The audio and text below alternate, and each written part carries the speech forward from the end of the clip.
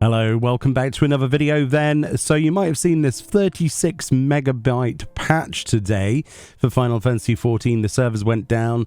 It was a little bit confusing trying to figure out something else to play, quite honestly, when you realize you're addicted but don't want to admit to it.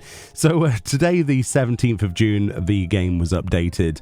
As you can see here, that ended at 12:13 a.m. PDT. So what exactly did they do in this? So first of all, they say in Cosmic Exploration's Mission in Progress window, the Silver Star and Gold Star requirements will now show a check mark only if a mission's completion requirements have been met. So previously this was erroneously displayed, so it's nice to see that that has been fixed. In addition, they say the division number has been changed from 3 to 2 in the field instance of Sinus Adornum to relieve congestion from implementing 7.21. So now we have 2 instances for the moon instead of 3. Obviously, you know, there's a lot less people doing that stuff. There are certain servers that have already finished. Congratulations to Cactoire for completing your moon. It looks amazing. I can't wait for Ragnarok to eventually catch up. But there's far too much going on at the minute with the Court Crescent for me to be focused on that personally. They also say the following issues have been addressed. So it says, in the Mamulja quest, movements of certain NPCs who appear in Gok Golma were incorrect. I'm not sure what that refers to. I guess an NPC not being where it was supposed to be. In a Court Crescent South Horn, when a Phantom Job Thief used the Phantom Action Vigilance, the foreseen offense status would not be applied under certain conditions. That's an interesting one. Also in a Court Crescent, under certain conditions, the Persistent Pot NPC would still follow, even if the Cash Me If You Can status was turned off. I've not seen that personally. That's an interesting bug. I suppose you can't get extra treasure from that. There is a way of getting very lucky where the persistent pot takes you to treasure and then has a chance to stick around and give you the buff again and give you more treasure. I personally have not seen that, but I've seen reports of that. But it also appears that this bug exists as well. It must be kind of interesting to have a pet pot for the rest of your time in there. That I wish that had happened to me, but I guess it was an error. Also in Southhorn, the battle area indicator for the critical encounter Shark Attack remained visible even when the area had moved to a different location. Okay, cool. Shark Attack is quite a fun one. So few have I seen that pop up. We have to fight the sharks to actually get it to, you know, the Patalidus sharks, the red sharks, to farm that to spawn. But I got very lucky on getting my field note from that, so I'm done with that one personally. But yeah, it looks like there was an issue with the actual indicator for the battle area. In the Occult Crescent then, the incorrect effort was displayed when changing a phantom job. The incorrect effect, rather. Interesting. So another display problem.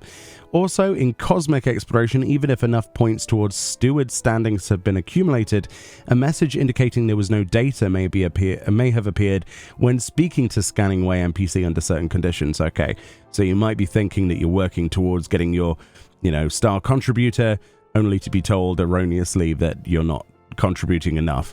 So I'm glad that's been addressed. Also in Cosmic, if you disconnected while the Cosmic Fortune Roulette was spinning, the roulette spinning sound would still play even after losing connection. Oh, that's interesting. I mean, I've not disconnected in there, but I have disconnected elsewhere in the moon. That's interesting. So you just keep hearing the spinny noise. That's great. Also probably very annoying. In the active help entry, basic controls, an incorrect image was displayed when controller was selected for PS5, PS4 and Xbox Series X and S. So realistically, just light changes. Also, additionally, obviously this Friday, the 20th of June, we have the live letter, part 87. And again, we have that reiteration of that information here. But one thing they have added to this that they didn't to the previous post is a little bit more about the show details.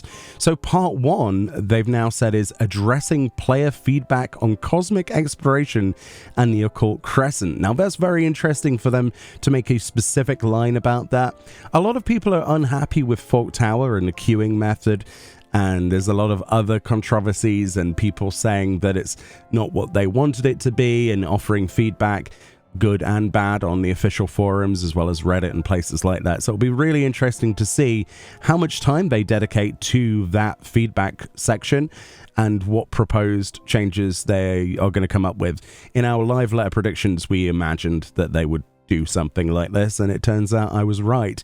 But that's part one of that. Usually when they say part one of a show and then part two, that means that they'll have like a large amount of information to do with that, and then I'll go for a break. So that could be like an hour or two long.